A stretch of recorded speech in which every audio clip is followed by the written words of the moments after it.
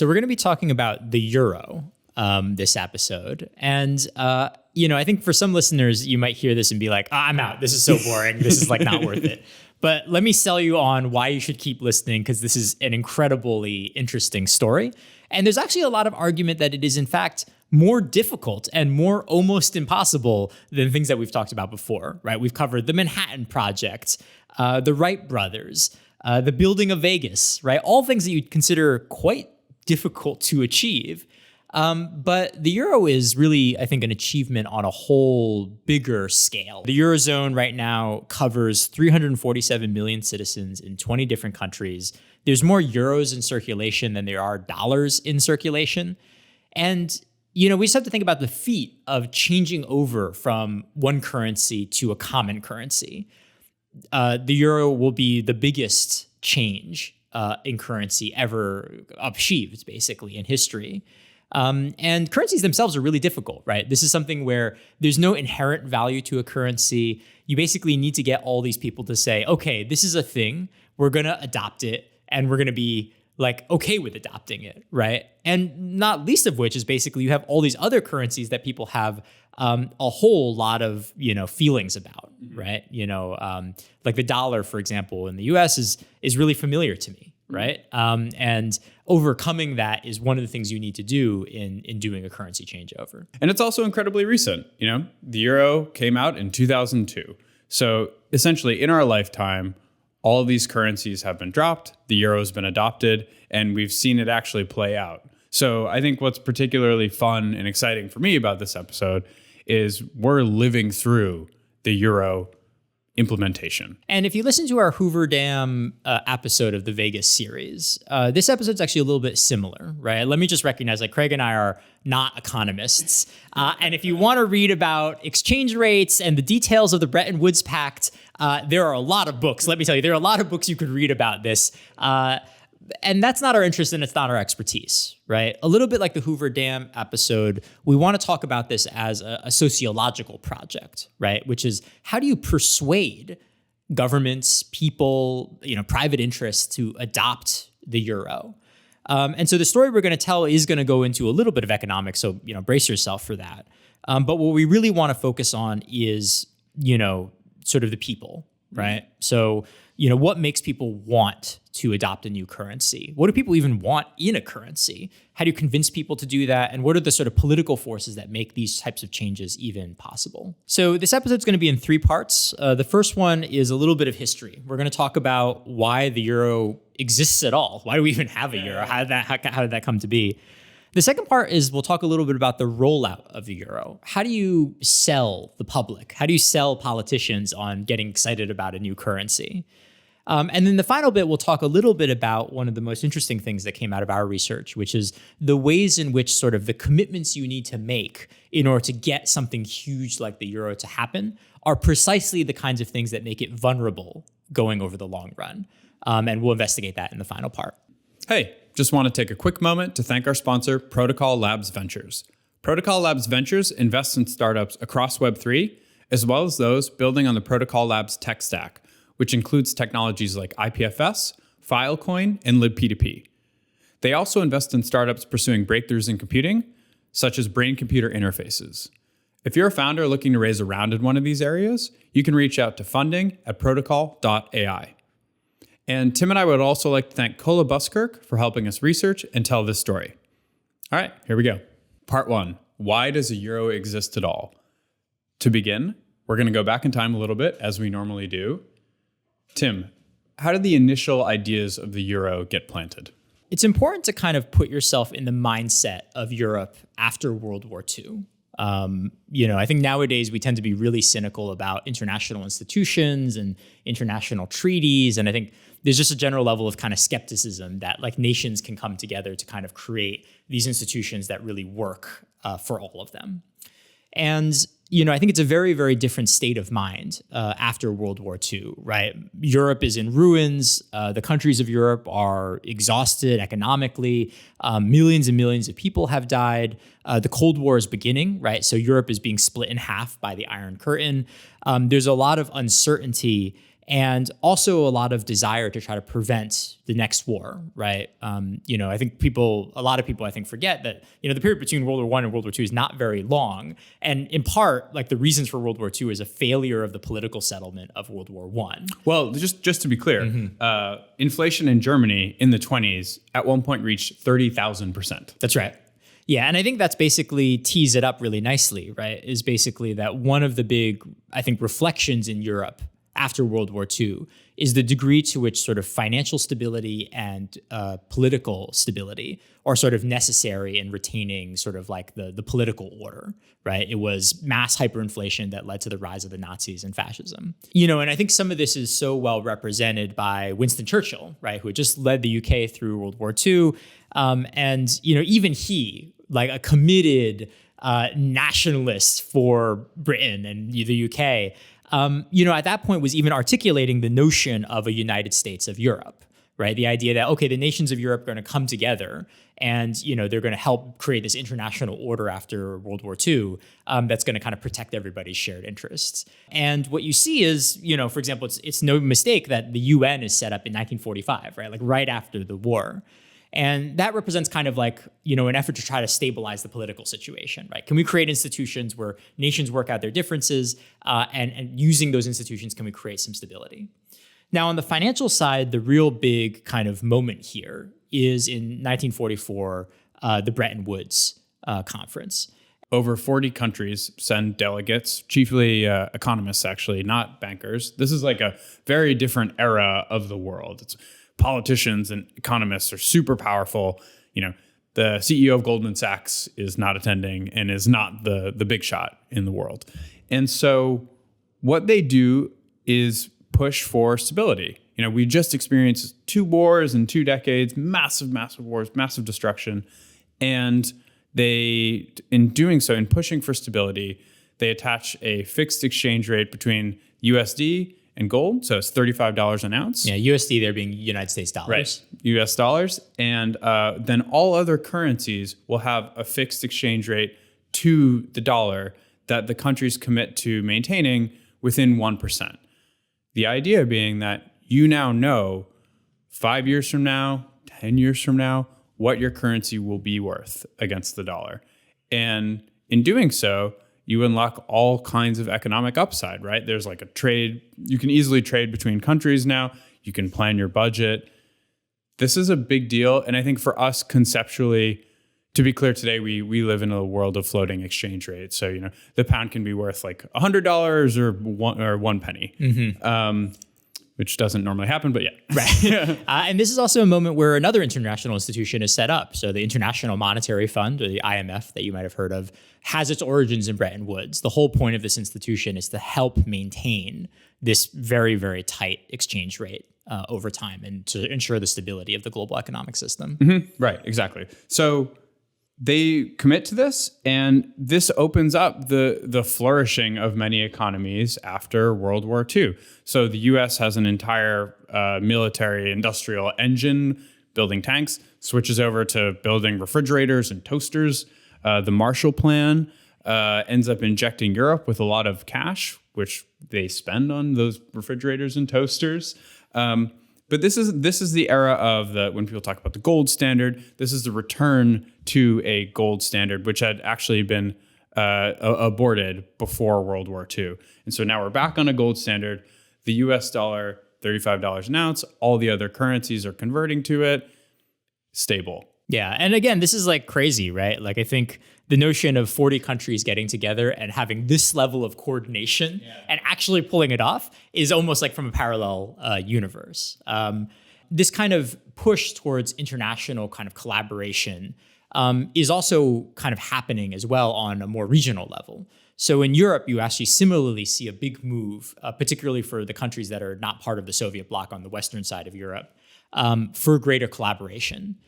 So most importantly here is the passing of the Rome Treaties in 1957. This sets up something which is a precursor to the Eurozone known as the European Economic Community. Basically, it establishes a standardized system of tariffs and a common market, right? A free trade zone between all of the countries. And the next step is monetary integration, right? Which is that there's Tim Coin and Craig Bucks, right? And the next best way to create integration is to say, well, what if we just had one currency that would join both of these nations?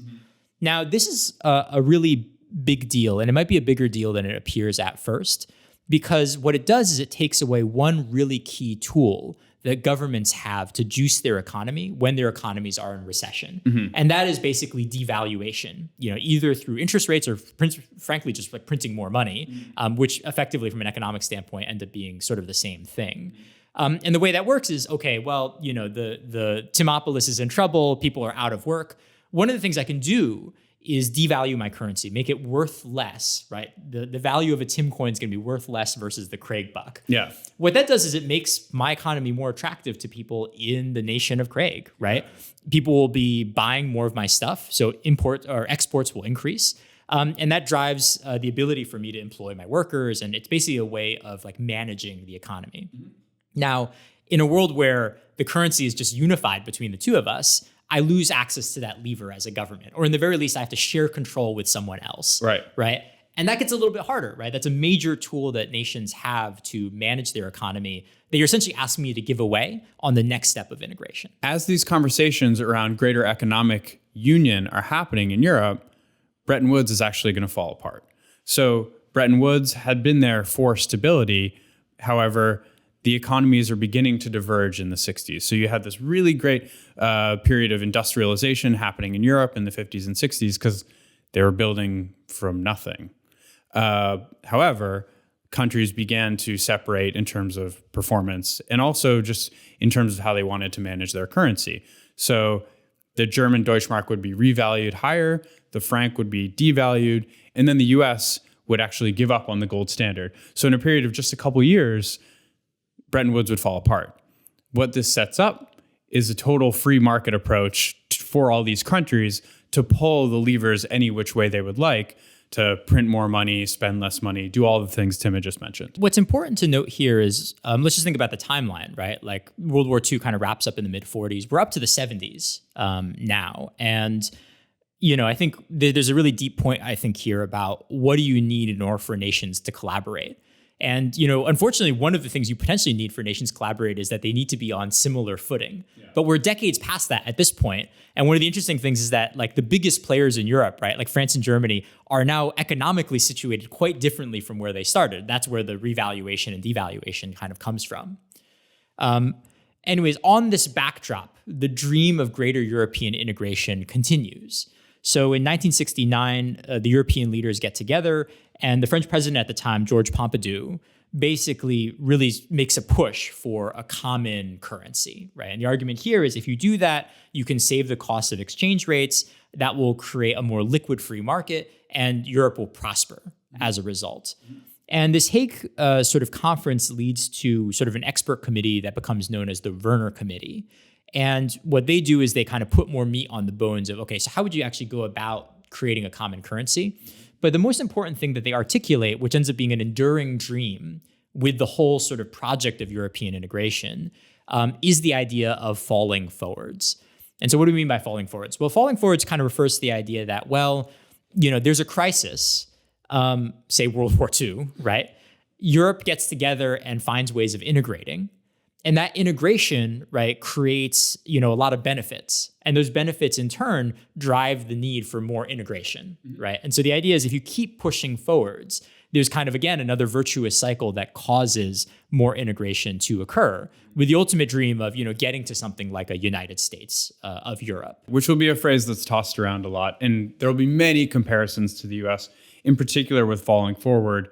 Folks will mention the New Deal quite often, which is a giant pooling together of resources, distribution across the states, not necessarily based on what their tax base was, pulls everyone together, and then the US comes out of this Great Depression flourishing. Right. And to the Werner Committee's credit, right, you may hear that nowadays and be like, really? Just because we've integrated in the past, like it's no guarantee we're going to do in the future, right? It's like that financial thing, like past performance is no indication of future results. But you almost have to, I think you have to hand it to them is to date, that's exactly what the Europeans saw, right? Like the Rome treaties literally are this, right? We do some integration, people love it, there's a lot of benefit, and it drives the need for more, right? But on the backdrop of everything we've talked about, Bretton Woods falling apart, the nations of Europe being very different sort of economically, and then also ultimately the situation where the movement towards monetary union, requiring countries to give up parts of their sovereignty, make this a much more difficult process. But Europe still wants some degree of monetary unity. So they form their own kind of new Bretton Woods redux. And the metaphor that they use for this period is the snake in the tunnel. And so the snake within this tunnel, this is a little bit of a stretch, and I just want to say that I don't think this was ever a good metaphor. Yeah, Craig really seriously disagrees with this metaphor. It's just a bad metaphor. It's just a bad metaphor. I'm inclined to agree with that position, but anyways, this is history, so we got to report it as it happens. Yeah, exactly. So snake, it's weaving, it's wobbling. In this example, that is the dollar. That is the value of the dollar that fluctuates over time. The tunnel is a 2.25% band on the top and the bottom of the snake, which forms the tunnel. And so European countries agree in the early 70s that their currencies will remain within that 2.5% or 2.25% band above or below, which allows the countries to manipulate their own currency just to stay within this.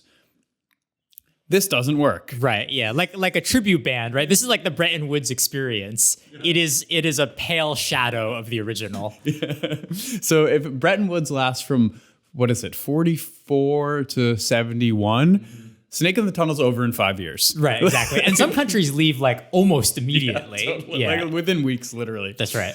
And so what this actually exposes is something super important for the euro, which is the different monetary policies of different countries, depending on their personality, depending on what the voter base wants, depending on what the politicians want, and just depending on the health of their economy. Chiefly, we see this in Europe between France and Germany, two of the economic superpowers within the continent. Their different temperaments will be described using philosophical terms, which are rules versus discretion. So Germany is about rules. They're about having fixed numbers on everything. Which, right? of course. Yeah, true to the brand. So, an example of this will be like, we're only going to spend a certain amount of the GDP. And later we'll see, like, if a certain country spends too much, austerity will be forced upon them, whereas France is more about discretion. So discretion is about using monetary policy to manipulate the economy as you want to do, which is more tied to politics. It's more tied to social beliefs. And that's what France was interested in the 70s. And it arguably was still what they're doing today. So that dynamic, rules versus discretion, breaks apart the snake in the tunnel. Right. And there's a really fascinating thing playing out here, right? Which is basically that the sort of drive for integration is increasing over time at the same time that actually like the countries of Europe are becoming more and more different, right? And so there's this kind of inherent tension that you see. And, one of the reasons why the snake in the tunnel, like the Bretton Woods experience, is not successful in the end, is because it's really difficult to get the countries of Europe increasingly to kind of agree, particularly as the things that they need to do in order to get greater integration become like heavier and heavier weight things to do. And particularly with France and Germany being kind of the heavyweights of Europe at the moment, the fact that they can't get on the same page about how to do integration means that the whole project kind of stalls. And what's interesting is it doesn't turn around because, everybody sees the light of day and decides to do more European integration. It doesn't happen because people are just like tired of the deadlock and want to do something. It happens because of very local politics, and in particular, sort of the politics of one critical individual, who will be Helmut Kohl, who's the leader of Germany, both prior to the fall of the Berlin Wall and then afterwards. So he's the sort of chancellor of German unity. Kohl is a really interesting figure. He's basically cut from the same cloth as a lot of the guys that, created Bretton Woods, created the UN, created the IMF, right? He had lived through World War II, knew the trauma, right, of sort of like fascist government and like nation, like sort of European-wide warfare. And he really was of the belief that sort of as sort of memory of World War II faded, that sort of the dream of integration would kind of disappear, right? So I think it's very much top of mind. But again, like, the sort of leaders before him, his position had been steadfastly for decades that monetary union was just not on the table. It was not something that Germany wanted to do because it didn't want to give it up its autonomy. It didn't make sense economically for it. And all of this starts to change around when the Berlin Wall falls. And so in 1989, through a miscommunication from the East German government, many East German citizens in Berlin will think that they can just cross over into West Germany, although this will not have been the case. So many people will amass at the wall, the guards won't really have a choice but to let people through. And so these are all the photos that you've seen, the iconic images of taking down the Berlin Wall. Kohl will realize what this means and take advantage of the opportunity. So within a year, he's going to strike a deal with the Soviet Union, with Gorbachev, to pay a 12 billion Deutschmark grant free to the Soviet Union, in addition to a 3 billion Deutschmark interest-free loan. And just like that, with a few strokes of the pen, he will have reunited East and West Germany. Kohl is that rare kind of historical figure where, he has really strong personal motivations to kind of create a really big change. And he has been given sort of the power and political mandate to do so, right? At the end of everything that Craig has just described, people are literally chanting his names in the street, right? And so, as he kind of thinks about his political legacy, as he thinks about his concerns about people forgetting about World War II and kind of reverting to sort of like a divided Europe, he basically decides to put all his chips in establishing his political legacy as a unifier of Europe. And what that means is the introduction of a common currency. He basically needs to push aside a bunch of members of his own government to get this to happen. So he overrules his finance ministry. He overrules the Bundesbank, which is the German central bank. These are all institutions that basically have followed German orthodoxy for the last few decades. And the end result of this is in 1991, Germany participates with all the other countries of Europe in signing the Maastricht Treaty. And Maastricht is huge because it basically sets up the modern EU, right? It basically establishes a date that the euro as a currency is going to start to be introduced. So January 1999. It creates the European Central Bank, right? A major institution. And then finally, Kohl needs to make a couple of compromises in order to get this treaty through. So let's dive a little bit back into like our hypothetical that we had earlier, right? About the nation of Craig and Timopolis. Imagine we actually get ourselves together enough to have a common currency, right? Like we'll call it, almost impossible coin. One of the concerns that I might have as a government, or that Craig might have as a government, is that while we might be united monetarily, we may have very, very different fiscal policies. What that means is, I might be super irresponsible. I want to spend way more money than I have in the bank. And if I get into trouble, I can't pay back my creditors as a government.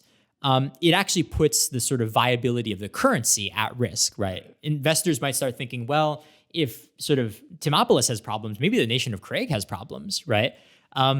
And so part of the concern there is, in that case, in order to restabilize the economy, the nation of Craig's got to kind of bail Tim out, right? And this is a really big fear for Germany and German citizens. Because Germany is doing really well. It's a prosperous nation in Europe. And part of the concern is, okay, well, if we're going to do this monetary union thing, we're all excited for you, Helmut, right? How can we be sure that we're not going to be in a situation where we're always having to bail out poor countries that get themselves into an economic problem? Is that something that we're going to have to pay for as German citizens? And so the solution to this is what Kohl introduces in the Maastricht Treaty, is a series of what they call sort of convergence criteria. The idea is, and this is very diplomatic language, is we won't restrict the nation of Craig from spending on what it wants to spend on, or Timopolis from spending on what it wants to spend on, but we'll all agree on sort of common principles so we don't get way too out of whack, right? So I'll go through some of these rules just so you get a flavor of what they're like, right? So the first one, really importantly, is around inflation. So a country's inflation rate should not exceed the average of the 3 lowest inflation rates among EU countries. by more than 1.5 percentage points, right? So the idea there is everybody's going to try to keep their inflation like under control, right? You're not going to drive your country into a problem with that. Second one is you want sort of an expectation around long-term nominal interest rates, right? So both of these sort of interest rates and inflation have to do with how you're going to manage your economy. A third rule is around European monetary system membership. So this is kind of a precursor system to how the EU is run that basically involves managing exchange rates. Again, it's the exchange rate thing again. And the idea is that before joining this monetary union, you have to be part of this for 2 years, at least 2 years, without having to devalue your currency. And then the final two have to do with sort of fiscal policy, right? What can the government, spend and borrow? So the first one is that basically you have to keep your budget deficit within a band that's no greater than 3% of GDP, right? So you can't overspend by too much. And then the final one is around public debt. Your public debt has to be equal to less than 60% of GDP, right? You can't take out too many loans. And so we've actually reached a pretty interesting point, right? If you recall earlier, we said, okay, when countries get themselves into recessions or bad situations, they've got kind of two major tools that they can use to sort of juice the economy and get back on track. The first one is devaluing your currency, right? I can reduce the value of my currency. It becomes more attractive. I drive exports. I can get the economy moving again. Mm-hmm. The second one is fiscal policy. What can I spend, right, to get the economy juiced up again, right? Like, well, maybe the government can buy a lot more stuff, put more grants out, just government spending in general as a stimulus. But now we're sort of in an interesting state, right? Which is at the first point of the idea, version 1 of monetary union, we say we're going to do this monetary union thing, but you can't devalue your currency anymore, right? And that's a loss of sovereignty, but at least you still have access to fiscal controls. What's happening now is that the promise is even greater than it was, right? Because Kohl, in order to get the German people on board with monetary union, has to promise that German taxpayers are not going to have to pay for other countries. And so you have now introduced a set of criteria, convergence criteria, that are really, in fact, limiting fiscal policy. So this is one thing that will, again, come to haunt sort of the euro going forwards, but is necessary, basically, for Kohl to be able to get this treaty through and for it to be sort of like politically viable in his home country. And I think, interestingly, in many of the votes in the referendums prior to the euro actually being released, not everyone wanted it.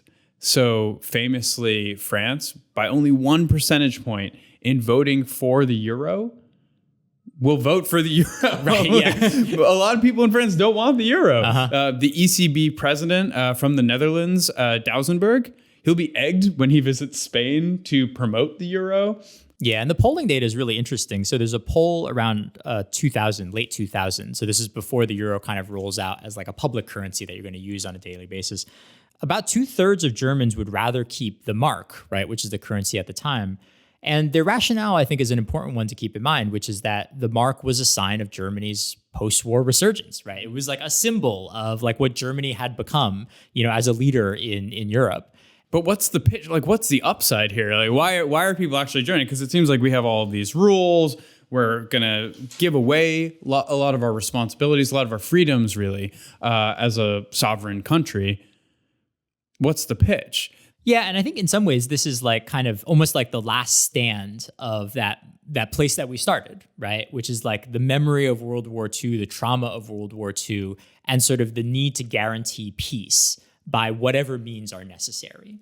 And one of the things that Kohl sells here that will become more important as the sort of Euro project starts to unfold is that in addition to all of the commercial benefits, right, in addition to all of the sort of ease of not having to exchange your currency from francs to marks when you go into Germany, the big thing here is peace, right? That the idea that a common currency is a way of binding the nations of Europe together and making something like World War II impossible again. Now, it's worth noting that this is like very speculative. Like common currencies have not been a deterrent to civil war in the past. Just because they have different currencies doesn't mean that they do go to war. But at this moment in time, right, I think this is kind of Kohl's, really, I think in some ways reflects kind of Kohl's background, right, which is the idea that like this further integration is going to prevent war. And more importantly, it's going to forward the dream of falling forwards, right? Which is, okay, well, once we get monetary union in, sure, maybe that's not going to prevent war, but the benefits will be so great that further integration will continue, right? And it's kind of a bet that this is kind of a down payment, if you will, on further integration. And so with Maastricht, we've come to an agreement to create a union and a shared currency. And now this is perhaps where we're going to diverge from a traditional, almost impossible episode, because we are going to talk about the rollout because it's wild and arguably the most successful thing about the euro. It's absolutely insane how they pulled this off.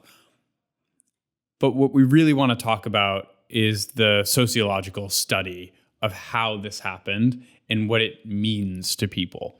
But first, let's talk about how the actual euro, the currency, the physical notes, the physical coins, and the digital euro symbol was created. But we got to do at least some of the almost impossible thing, right? I mean, like, we just love like big stuff, the Hoover Dam, the Manhattan Project. The euro actually can be seen just in this purely logistical way. And this is going to happen in parallel with the story that we're telling. And it's worth kind of keeping in your memory as we tell this story, just because all the while, the politicians are doing their thing. People are like, voting on this stuff. There's referendums. There's also political activity. There's also just like the brass tacks of getting a currency in people's hands.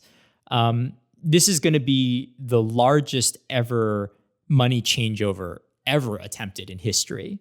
And not only is the rollout going to be huge in scale, it has to take place really, really quickly. So the idea is that the euro, when it's introduced as a currency for people to use in daily life, you want most of the cash transactions in all of Europe to move to largely using the euro within a fortnight of January 1st, 2002, which later comes to be known as E-Day, Euro Day. And so the scale is enormous. The European Central Bank, the ECB, oversees a sort of banknote production project at 15 different sites. They end up making 15 billion banknotes that need to be rolled out. And they will mint 52 billion coins produced by 16 European mints using over 250,000 tons of metal. The back-end system, actually, prior to the coins and banknotes being rolled out, 2 years before, in 1999, will be swapped over to using the euro. So when you swipe your credit card, when you do all these transfers, it's actually euros that are moving back and forth prior to the rollout of the physical currency. Now this is almost kind of like on the mass politics side, right? Like, how do you sell the euro to the public as a whole? So Tim, we're now the two countries within this EU, right? We have the sovereign nation of Craig, we have Timopolis, and we're excited to announce to all of our citizens that we have this new euro. But how does that actually work? It turns out it works the exact same way as private companies roll things out. They hire a marketing agency. Yeah, and to Cola's credit, who did a bunch of the research for this episode, a lot of this is not really very well documented. It's like exists in like obscure PDFs that are floating around that were issued in like 2001, 2002. But it's a really amazing history. So the ECB, the European Central Bank, basically launches a thing they call the Euro 2002 information campaign. And in order to roll that out, they hire experts. So they bring on Publicis Group, which is, if you're in the marketing industry, you'll know is like one of the biggest marketing agencies in the world. And they cut them a big check to try to figure out how to roll this out. And it's amazing. One of the major people in Publicis at the time compares the rollout of the euro to marketing, like marketing Coke. Like basically the marketing agency starts to do what a marketing agency does and starts to think about like, okay, what is the consumer experience of a currency? Yeah. Which, at least for me, I mean, we may want to take a moment to talk about it, is like a really weird, interesting way of thinking about currencies. Like, what's the brand of the dollar, right? Like, oh, if you're going to invent a new currency, like you had a new something coin, Craig coin, right? Like, how do you want people to think about it? Yeah. Right. Yeah. And they do a bunch of focus groups. They basically roll out a bunch of kind of like sort of like promotions around the euro. But the core message that they land on is this phrase, quote, "The euro, our money."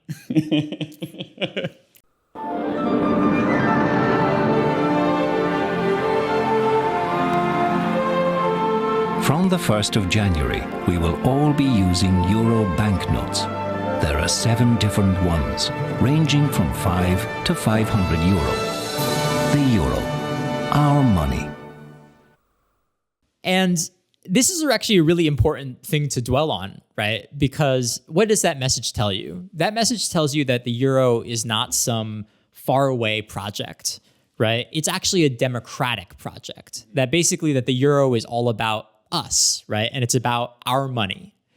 And they do a lot to kind of push out this kind of sort of messaging, which I think really kind of tries to frame the euro as like very everyday, right? Which is critical, right? You're trying to get the currency to be used by someone to like go down to the street and buy a sandwich.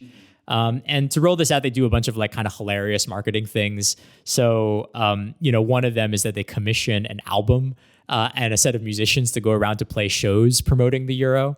Another one is that Dausenberg, the head of the ECB at the time, does a bunch of events with kids framed, it's basically titled like "Be a Euro Star," essentially. And they encourage kids to kind of like envision what they want the euro to be. They submit little posters and make their own artwork, and all these photos are online too. It's great. Yeah, it's like we will definitely you should definitely check some of these out.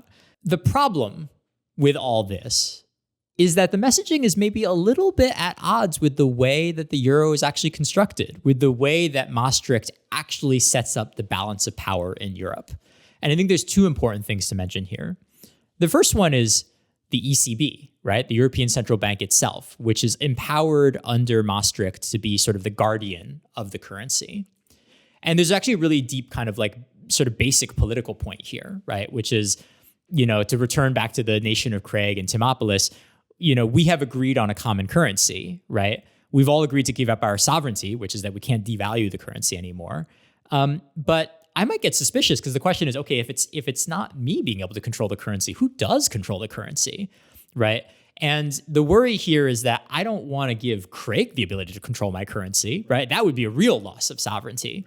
And so the notion and the compromise that needs to happen in Maastricht is basically that the ECB is created, but then it's constructed in such a way to be as independent and far away as possible. So kind of what you're saying to me is that we're going to go put it on an island somewhere. Right, exactly. Well, that's not quite, and brings me to my second point, right? Which is that the ECB ends up in Frankfurt, which for those of you who are maybe a little bit weak on geography, is in Germany.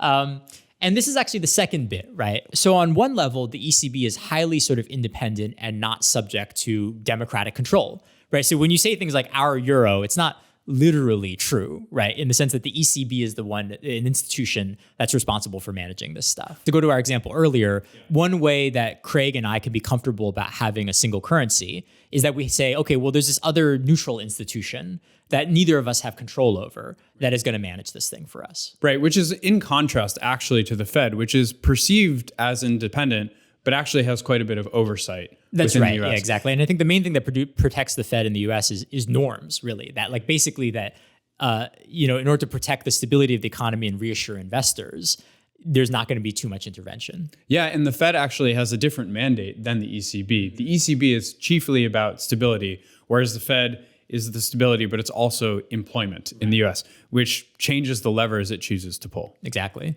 And so to return to Craig's little dig about Frankfurt, right? And in some ways, this is irresolvable, right? Like, I don't want to allege some kind of like conspiracy or anything here. It's like, you have an ECB, you want it to be independent.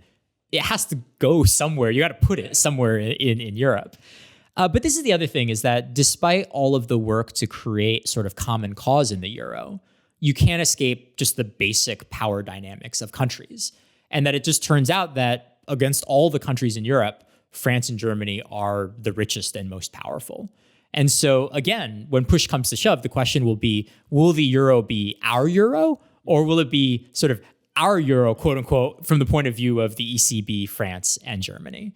And so one tension that we want to point out here is, in order to get people sold on the currency, what Publicis is doing, right? They have to put out a slogan which is maybe at a little bit of variance with the facts. And it creates a big tension between how we're selling the currency and how it's actually run on the back end. Which takes us to the actual design of the euro currency. And the basic problem that the ECB has and Publicis has is that at the end of the day, you're marketing a currency, right? Like, the dollar, right? Like maybe one of the strongest brands of currency in the world, of course, is also something that people don't really think about on a day-to-day basis, right? Like on some level, it's like infrastructure. You kind of forget that it's even there, especially in a world where it's like, contactless payment. You don't even think about like the physical bill anymore.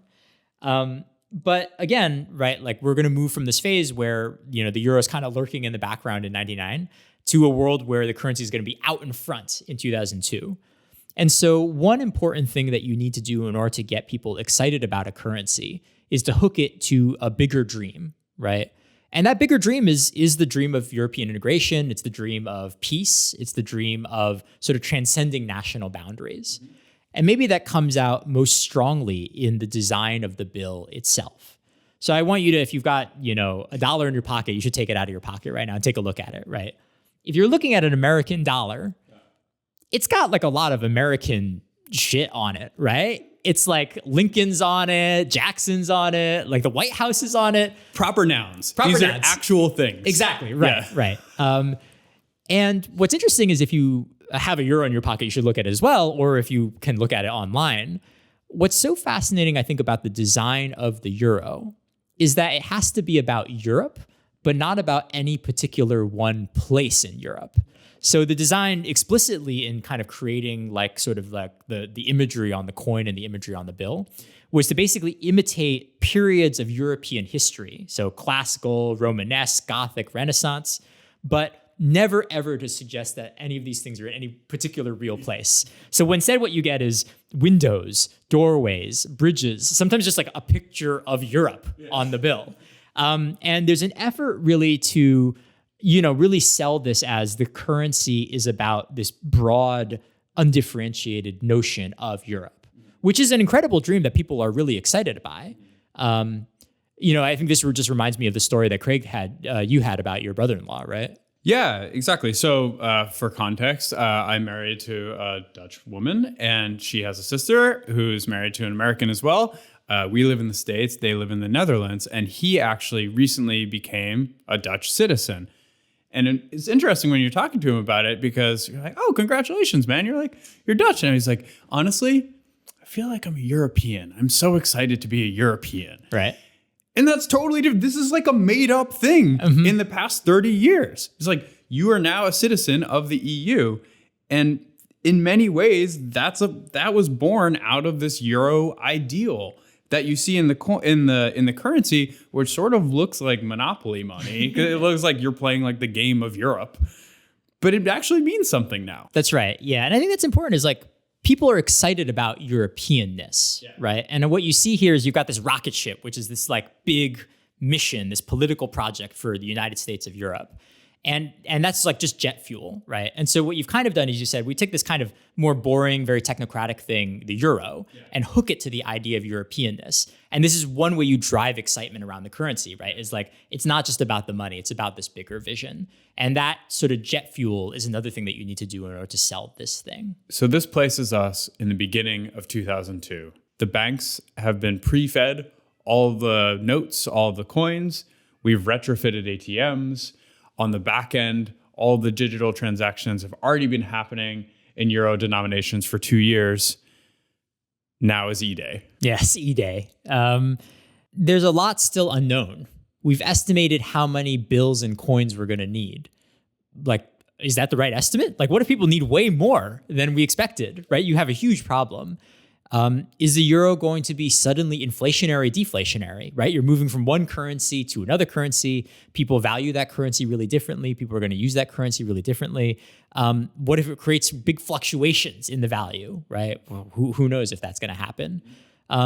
There's also just really big unknowns about like, are you going to be able to spread the message far enough that people actually understand and know what's going on? Yeah, and like, have to bring in their old currencies and exchange them. Exactly, right. And so this is actually like kind of like a whole process in of itself. You think about how hard it is to get people to do just like basic things, like I don't like wear file a mask. Their taxes. Yeah, file a tax, like wear your mask, right? Like this is complex, right? It's basically like you got to bring all the currency you have. You got to exchange it out. You got like in some countries you get like a starter kit, which is like your like starter money with the euro.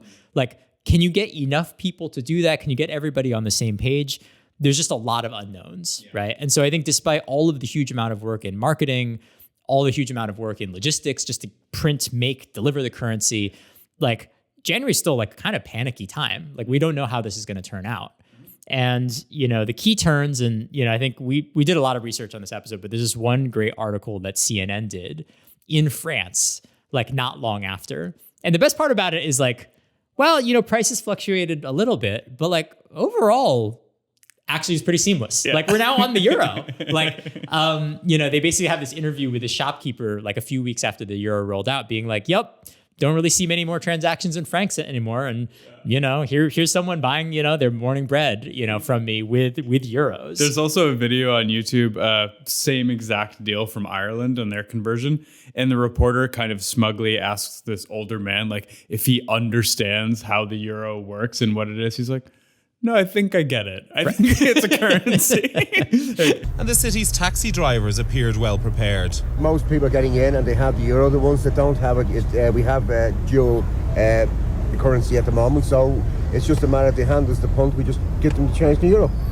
Because I don't understand it myself. Do you find it difficult to understand the new notes? Not really. I'm not a stupid man, but it's getting used to it, I think we are poking fun at ourselves a little bit as well, because what we've been talking about through this entire episode is currency in like grandiose terms, right? Europeanness and like, the maintenance of peace. But you sometimes think about like just on the ground level, currency is a currency, so long as someone comes to you and they're like, it's like the dollar, just now it's Tim coin, if most things are in place and all the work has been done, the process is pretty seamless. It works. And and this really marks like what will become kind of like the trajectory of the euro over the subsequent, decade or so, right? The euro as a currency retained its value pretty well.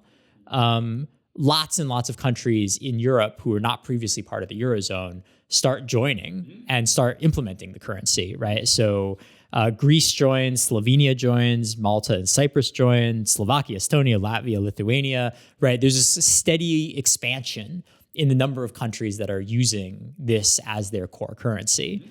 And so things are looking pretty good, right? All told. And, if you had said on, December 2007, you would have been like, the dream of coal and like the dream of post-war sort of monetary unification is good. And that this will in fact be falling forwards, right? The dream of integration leading to better results that create the room for more integration. There hasn't been even a fall yet. We're just forward. Yeah. We're just like straight up going forward. That's right. Yeah. And you can read this a couple different ways. I mean, I think if you are a Euro booster, of which I still count myself, I think, this is the benefit of integration, right? Basically, like you've created a free trade zone with a common currency that has driven a lot of economic activity. It's been good for Europe, basically.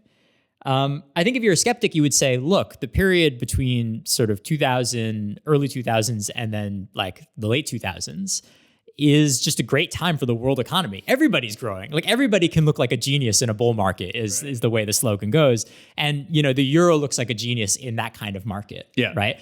Everybody's growing, everybody's getting paid. Things are just generally looking good. Yeah, and similarly to the US in terms of like housing comparisons, like we kind of all know where this is going. Yeah. But what ends up happening at a consumer level, right? Because we tend to be, high level. What are the politicians doing? And it's just like, as a normal citizen, you're just, exchanging a different one currency for another currency and it's all the same. It's actually not the same because now if you're living in Spain, Portugal, Italy, all of a sudden, when you want to take out a mortgage, when you want to take out a loan, you're being treated as a European instead of a guy from Sicily where there's not really much of an economy and normal interest rates are 15%. You're not being treated as a German. 4%, 5% interest if you want to buy a house. There's a totally different character to your life and what kind of risks you can take if you want to start a business and take a loan out. So it's a good time. Right, yeah. And the obvious thing that we're creeping up on is the 2008 subprime mortgage crisis, which, basically puts a complete, shiv in like the world economy, right? Not just in Europe, but over the entire world. Yeah. Right? This economic meltdown puts everything under pressure. And we're going to take a look at that. And specifically, I think what we want to talk about is the ways in which sort of like the Euro's commitments, everything that allowed it to happen, is actually going to become a great vulnerability ultimately for the Euro. And, maybe there's no better place to kind of talk about this, no better example with which to illustrate this than the example of Greece and its role in what becomes known as the Eurozone crisis. So all the dominoes begin to fall in 2007. Things start falling apart in the US first. 2008 comes around. Things are starting to look worse in Europe. The issue with Greece is slightly different than what we'll see in Ireland and Portugal and Spain and the US, chiefly because it's not necessarily about subprime mortgages. It's actually about how the Greek government has been spending and not earning. So what's happening here? So if you remember, we had all these criteria that the countries had to abide by if they wanted to join the Eurozone. And Greece, which was not one of the original countries, they joined in 2001. So they joined pre-Euro, but post-EU, after all the agreements, Maastricht, everything. And what will later come to pass is that they sort of cooked their books in their application, in their college application to be admitted to the EU. They're like, oh, okay, here's our debt situation. This is going to be the main issue. And over the subsequent years, 2001 to 2008, those numbers will increase. So the spending on things like increased pension size, government spending on infrastructure, all the normal things that we're used to. They do one thing that no government should ever do, which is agree to host the Olympics, which is a huge money pit, basically. They overspend. Yeah, exactly. It's very, very simple. They spend way more than they earned. And all of a sudden the EU is like, oh, wow, you're not going to be able to cover the spread here. What are you going to do? And this is actually it's why it's called the Euro crisis. It's the first real crisis that the EU's had to face. Now, again, let's remember, Kohl made promises to the German community. He's now gone, clearly. This is like 2 decades ago. Made promises that they weren't going to bail people out. It's not going to cost them anything. They're not shoveling all of their money into one main treasury, which again is different than the US. The EU doesn't have this centralized bank account that they can just spend on bailouts or whatever they'd like to. And so now we're reaching this point where Greece is going to default if someone doesn't intervene. And so now it becomes a political conversation because the money is going to have to come from somewhere. Because if Greece tumbles, the idea is that every other country that's on unstable ground in the EU will follow after. Yeah, and not to mention the humanitarian crisis of just having your government completely default on all of its debts and services.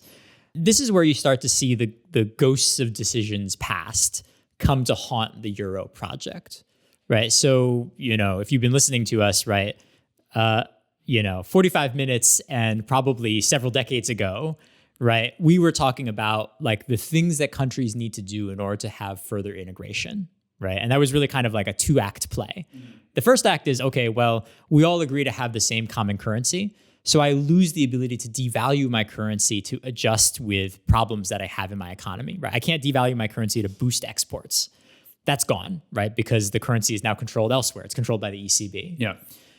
And then the second act is, well, Kohl, in order to convince the German people to get Germany into the euro, builds into Maastricht the promise that every country needs to obey certain fiscal rules, right? Because he needs to assure the German people that the Germans are not going to be put in a position where they have to bail out countries in the way that's exactly happening now, right?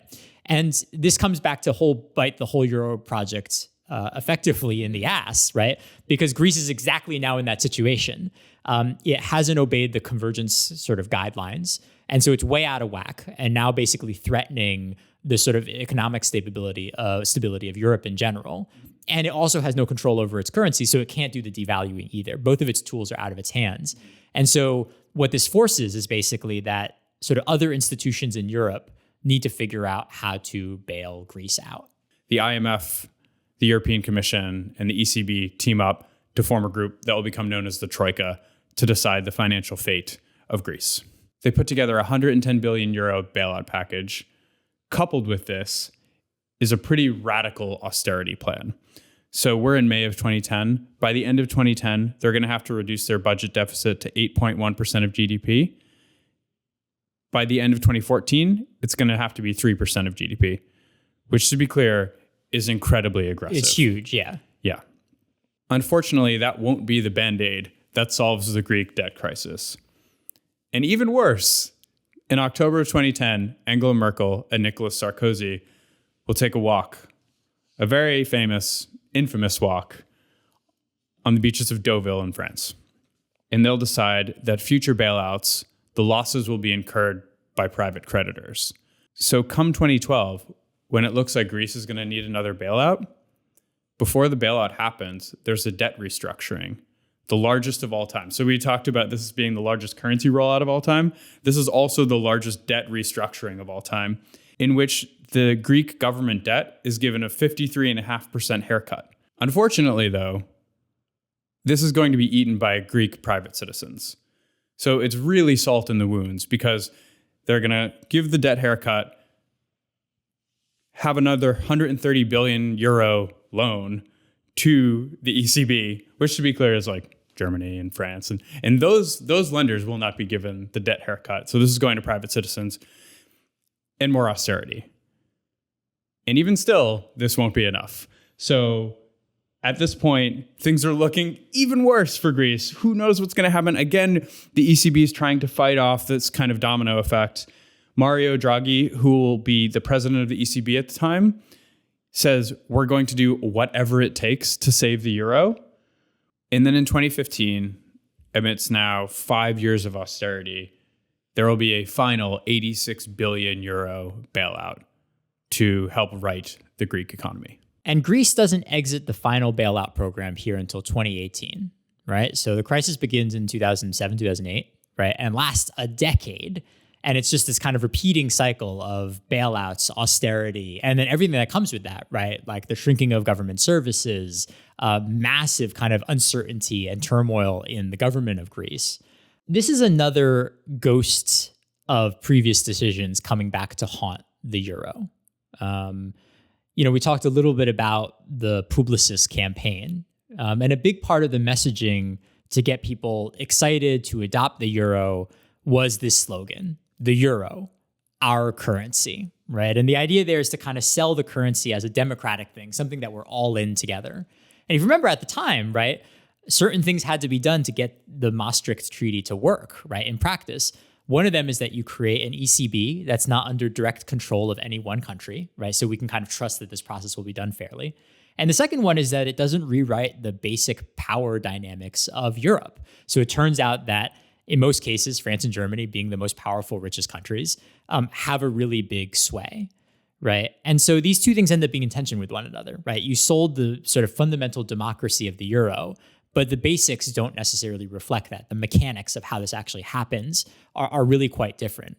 And instead of being sort of a democratic thing about our euro, I think a lot of Greek people would rightly say that they felt it was actually our euro in the sense of being France and Germany's euro, right?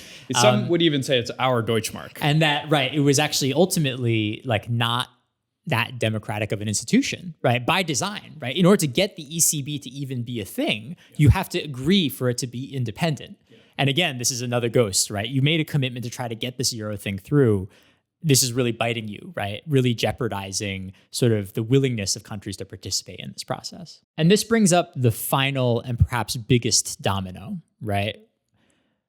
A big part of getting people to care about a currency, for people to be into adopting the euro, you had to connect it to the broader project of European integration, right? The United States of Europe, Europeanness, right? Like, the very thing that your brother-in-law is excited by. Yeah. Like that's something that people get really excited by, right? And in order to sell the euro, you need to hook this quite sort of almost boring thing, the euro, to Europeanness and European integration as a project. That introduces some real problems, right? Because of all the problems that we've just talked about, the euro itself, right, even though it's able to come into being because it's hooked to this jet fuel that is the Europeanness, simultaneously, when the euro is not doing well, right, when the euro is troubled, it also calls the entire European project into question. Mm-hmm. And arguably, that's really what you've seen in the years since sort of the Eurozone crisis, right? That the rise of kind of populist movements, right? Eurosceptic movements all over Europe, the eventual occurrence of Brexit, right? You can all tie this to the idea that it enables political forces to say, look, the euro represents Europeanness. It represents the European project. It has so many problems. Like, what sane person could be in favor of Europeanness? And so being against the euro, right, becomes a really powerful political tool to use. And the euro is threatened by this ultimately, right? Like that you could imagine lots and lots of different ways for the countries in Europe to collaborate and coordinate. But the fact that it has been tied to this euro project for decades means that the two are really tied to one another, and that the euro is in some ways an anchor now that's weighing down the overall project. Now that we've reached this point, and to be clear, we haven't taken it all the way till today. Mm-hmm. We're stopping like in mid-2010s. Yeah, right. But we're just going to pause right there because, again, like the purpose of this episode was to study the launch of a currency. Like that's a crazy, almost impossible thing.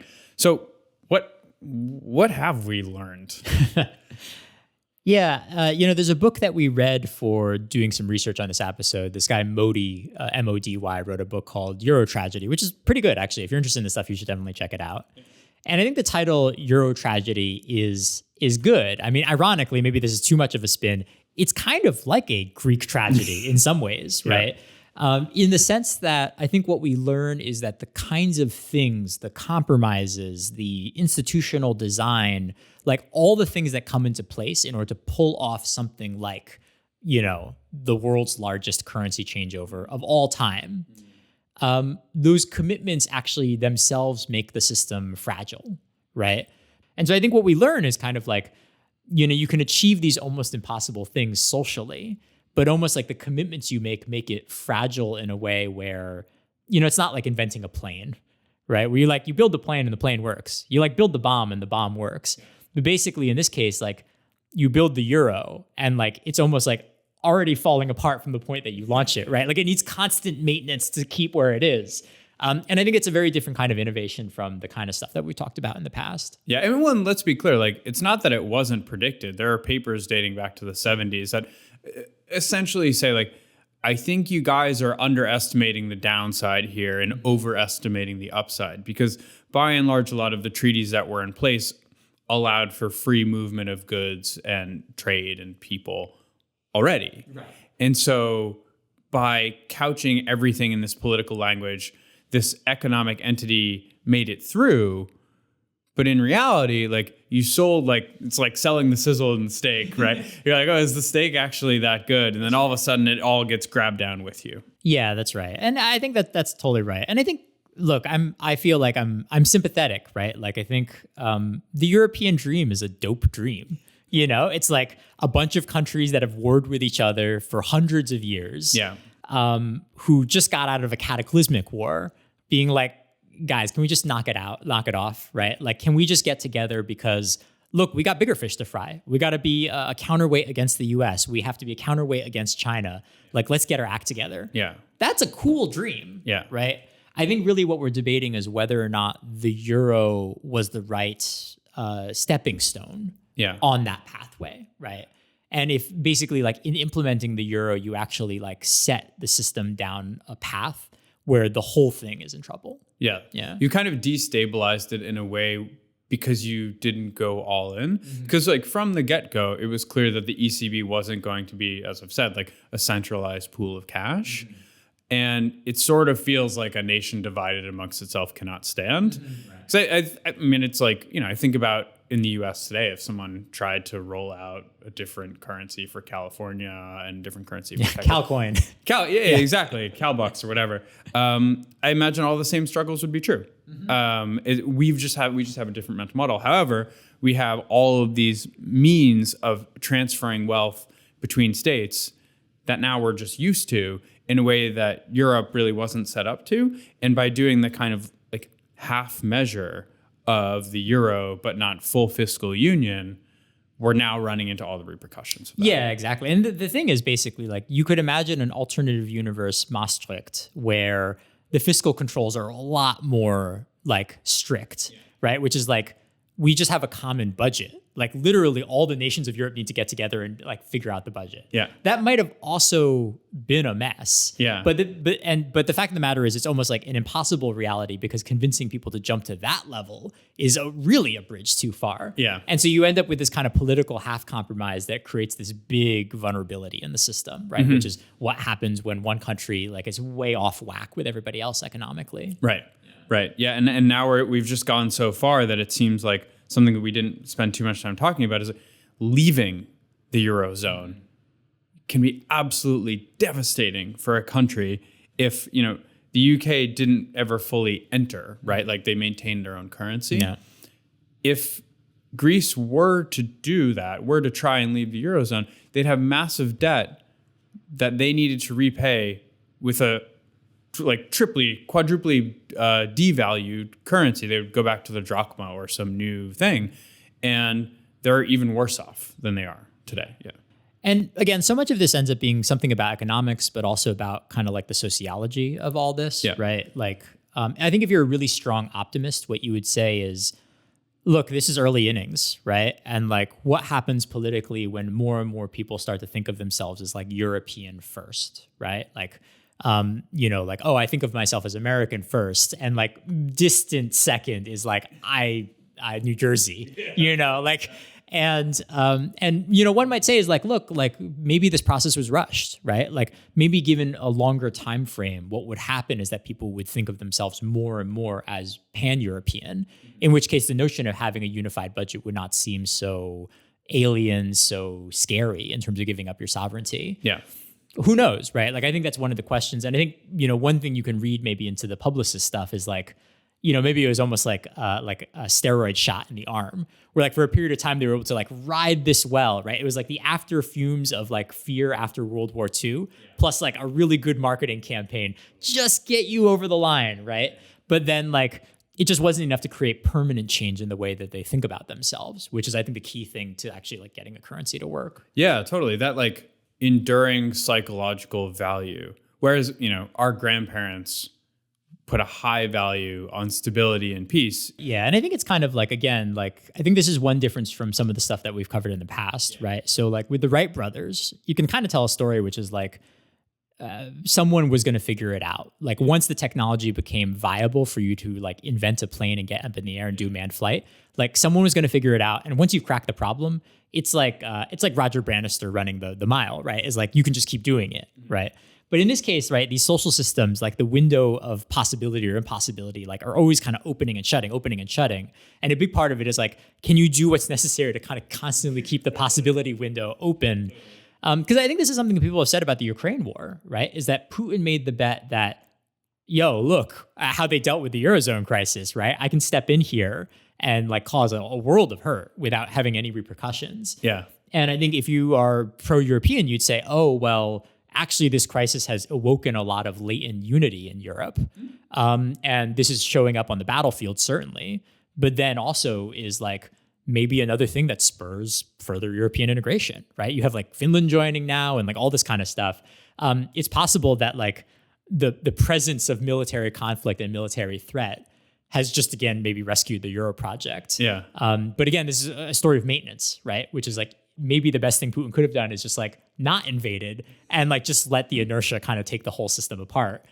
I think that's kind of an interesting debate, right? And it's relevant to the difference of like almost impossibility from a social standpoint versus almost impossibility from a technology standpoint. Well, yeah, I mean, from a technological standpoint, like obviously we have the evidence of the Euro rollout. No issue. Yeah. Totally fine. I mean, like all things considered, like it totally That's worked. pretty good. Yeah. And even new currencies, like all crypto, like tons of examples. Like people roll out currencies all the time. The question that we're driving at with this whole episode is like, how do you get it to succeed? Like, how do you get it to stick? Yeah. Like, and I think the brand question is just amazing because up until this episode, I never thought about USD as a brand. Right. And now I can't stop thinking about USD as a brand. It's everywhere. It's a great brand established. It's an amazing, it's like might be the, I don't know, aside from maybe some religions, like is there a better brand, right? I mean, which is kind of a sad reflection of our That's right. world. It's like but the US dollar, Coca-Cola, and Jesus, then like Taylor Swift. That's it. And then yeah, Jesus Christ. Yeah, right, exactly. Yeah. Although it's quite different in another way from like social stuff that we've talked about too, right? Like, so we're just off of this Vegas episode. And like my read on Vegas is like cities are like a trap that like brings in all these like different incentives and kind of like just like uses them to help build itself as a city. Like that's maybe one thing about thinking about Vegas is like in some eras, it's a great place to sell drugs. In some eras, it's a great place to do entertainment. Yeah. In some eras, it's a great place to do private equity or whatever, right? And so basically you have like a story of like lots of people running in different directions, but they all kind of contribute to the construction of Vegas. these political projects I think are really interesting because they're a little bit more like building a cathedral. Like they're the social version of the Manhattan Project, right? Where you're like, we need to get a huge number of people all to march together over decades and decades and decades. And, you genuinely feel like, right? Like, we didn't go into too much of like the motivations of Merkel, but it's kind of like, the commitments that Kohl made at the end of the Cold War are still confining her decisions politically, and she has to kind of act accordingly. Well, so one obvious question that we should address is just like what this means and what this tells us about like other parallel projects. Yeah. And look, like the most obvious one is like, what does this mean for crypto, right? I mean, and I roll my eyes just because like in some ways the connection is so obvious. It's like, okay, you're going to make a new currency. Well, I'll tell you about a new currency. It's called the euro. I don't know. What do you think about that? Like, do you think the Euro story has anything to tell us about like the future prospects on crypto or how crypto should be done? Well, I think the obvious answer here is the importance of marketing in your currency. I think it's pretty safe to say that the euro was a kind of like political marketing success. They pulled it off. So the lessons for crypto for me is like attach it to a big lofty fucking value. Mm-hmm. And that's something that people can believe in. And it's like in the research, we joked about this. Like if, like Obama markets hope and there's also like hope coin and Trump is like, what MAGA coin or whatever. The downside of like, it makes sense, but the downside of that is like, then there's like a market value on your the progress. Stream. Yeah, right. You have metric. Yeah, exactly. Everybody can see. And then maybe another lesson is just like about incentives, like understanding the incentives of people you work with and folks you collaborate with in building large scale projects. Because we were saying like rules versus discretion. Different people have different temperaments. And I know this is kind of an obvious statement, but we just see it perpetually playing. Like I wish in the research when we were reading about this, it was like France felt this way in the 1970s and then Germany felt this way. And like, we didn't even predict anything about what would happen. It's like, no, it's like literally just playing out as people have predicted. And so, but kind of, I don't know, being clear eyed about building projects and having a common goal, because it's like a lot of the literature will show this to you, like in the buildup of the euro in Maastricht and all of these speeches that Kohl and many people, the heads of the ECB would give, they're very vague. Mm-hmm. So it's like open to interpretation as to like what a European Union is, mm-hmm. like what is good for the euro, what is stability, what does austerity mean, what does a deficit mean? Like all of these things are just, and that's outside of like peace and happiness and whatever, all that stuff. I think it's important. Yeah. I mean, because like the story goes through kind of this like weird pathway where it's basically like early on, you get a lot of integration because the European countries are very similar. Yeah. Right. In that they're all wrecked from World War II. And so like it's easy to compromise because it's like, we just got to band together because like things are really messed up. And then later on, like European integration relies on the fact that like they're really different, right? That like basically France is like, oh, I don't want to fall apart. Or I don't want to fall behind, and Germany's moving ahead, and like Germany wants their legacy, right? Like, okay, we can cut a deal, right? And so I think it's also a kind of story about like the deals you make at a certain point in time, like fray as various actors move relative to one another and become in some ways more different than they are similar. Yeah. There's some really, albeit outdated quotes that have happened across the history of the euro, and one is from de Gaulle, mm-hmm. who says, treaties are like women in roses. They last while they last. And you're like, okay. Yeah. But in some ways, that's kind of what you're saying. It's like there was a certain temperament at a time, and it's a different mentality today. And you've got wild proposals right now, which is like, maybe Germany should leave the EU. I've heard this pitch before, which is a wild pitch because like the name of the organization is literally the European Union, and Germany is this big country in the center of the Europe which thing. Contains the central bank, right? Exactly. But the intuition behind that proposal is like, well, it would leave the average prosperity of all the countries that remain much more similar. Right. And okay, well, maybe that returns you to kind of like an earlier state where you think integration could actually become more possible because there's more of an alignment of interest. Yeah. I don't think it's going to happen, but I think it's like that's the logic of those types of proposals. Yeah. Exactly. So like matches with like. And because ultimately at the end of the day, like, I'm pro-Euro. To me, there feels like tremendous upside. We're not economists, but I don't imagine the path is greater fragmentation at this point. Yeah, I mean, once the currency's in, it's hard to move. So, or Yeah. hard to get out of. Hard to get out of, but also just like given the values a lot of these countries have and the certain like economies of scale we see in the US, for example, I think there's just a lot of upside to be had. Yeah. So maybe in closing, the question that we like to ask is like, just how almost impossible was this? Was it? I mean, I don't know. What's your rating? I would say it was almost impossible for Yeah. sure. I would say I rate it 5 out of 5 almost impossibles. Reason being is basically like we just have the stats, right? Like this passed like by a hair, right, when there was a referendum. So politically, it's always been right in the middle, right? It was deadlocked for like 30 years. And like the only reason it turned around is you had like a politician, right place, right time, right incentives, right? A huge, right? And so I think it is almost impossible in the sense that the number of things that had to go into place just for the euro to exist as a thing was like highly improbable in my mind. Yeah. Now, I think the question is basically like, is the euro literally impossible over the long run? Like, can you maintain this euro thing? And I think jury's still out a little bit on that, right? Like, I think we don't have a whole lot of instances of people like implementing a currency and being like, nope, nope, nope, nope, and then getting out. Like, I think once in, this really is infrastructure. It's really hard to get out.